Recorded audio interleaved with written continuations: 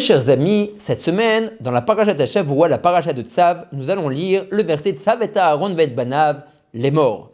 Tu ordonneras à Aaron et à ses enfants, et tu leur diras. Rashi nous dit sur place, En Tzav et la lachon ziruzin. Le mot Tzav veut dire l'empressement. Tu empresseras Aaron et ses enfants par rapport à la mitzvah que je vais maintenant t'ordonner.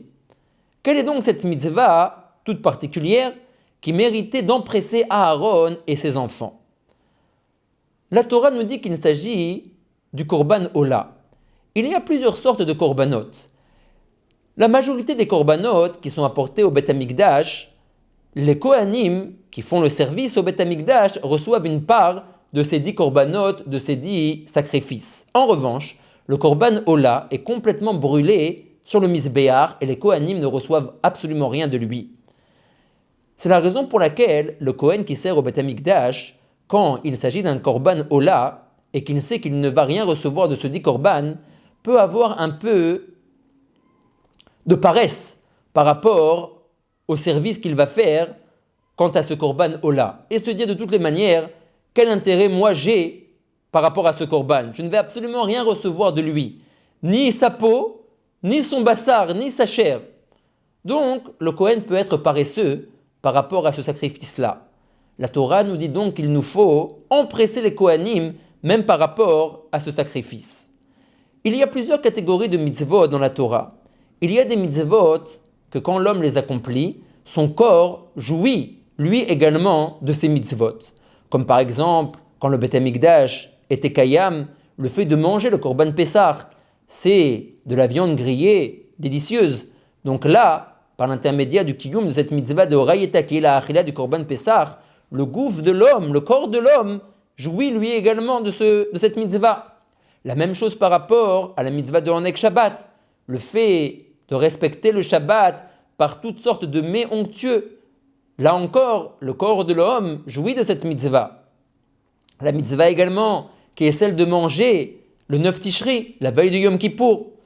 Le corps qui mange jouit de cette mitzvah de Horayeta. Par rapport à toutes ces mitzvot où le corps de l'homme a une partie, il nous faut de la zéhirout, il nous faut de la vigilance pour que la mitzvah soit lishma, soit non pas dans le but de faire plaisir au corps, mais dans le but de faire plaisir à Kadosh Baruch Hu. Le corps et ses plaisirs ne sont pas un but en soi, ce n'est que un moyen pour accomplir la volonté d'Akadosh Baruch Hu, le corps. L'accent ne doit donc pas être mis sur le plaisir matériel, physique, que le corps éprouve au moment du kiyum de ses mitzvot, mais sur la volonté d'Akadosh Baruch Hu d'accomplir la mitzvah qui est derrière ces plaisirs-là du corps. Il y a en revanche d'autres mitzvot que le corps ne reçoit pas de plaisir quand elles sont accomplies.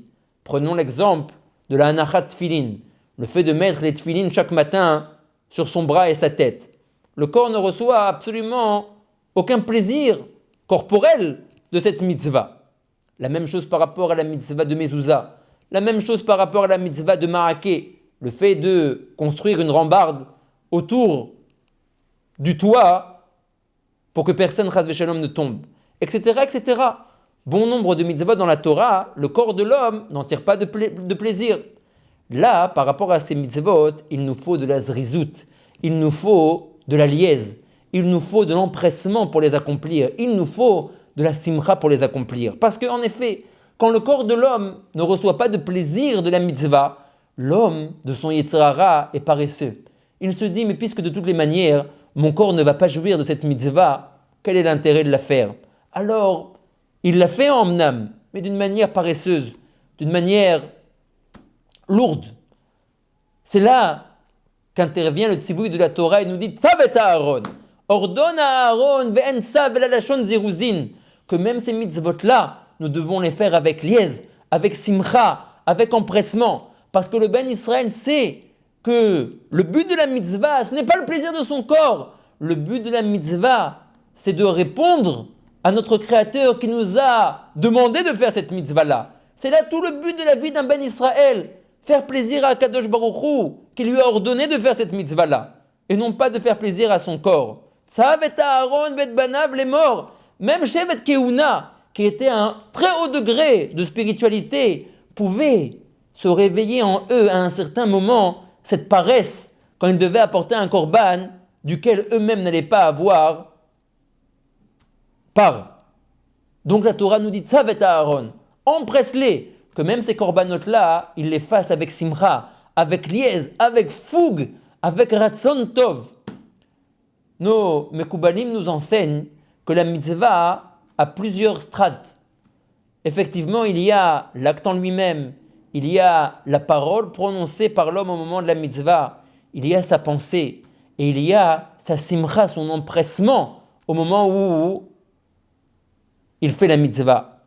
Les Mekoubalim nous disent que chaque chose, l'acte, la parole, la pensée, la joie, l'empressement, au moment où l'homme réalise la mitzvah, son métaknim entraîne des tikkunim dans les mondes spirituels. Et le monde spirituel le plus élevé, lui, il est nitkan, il reçoit son tikkun, non pas par l'acte lui-même de la mitzvah, mais par rapport à la simcha, à la joie, à la liesse, à la fougue, à l'empressement que l'homme a donné et a mis pour accomplir cette mitzvah. Nous apprenons donc que l'essentiel n'est pas seulement l'acte, mais c'est la simcha, c'est le ratson tov, l'empressement, la zrizout qui ont été mis dans cette mitzvah. Ce sont eux et dafka eux qui ont la force d'être po'alim dans les mondes spirituels les plus élevés. Ne négligeons donc pas la simcha dans la mitzvah, qui est, en fin de compte, l'aspect le plus profond de la mitzvah. À très très bientôt et Shabbat Shalom.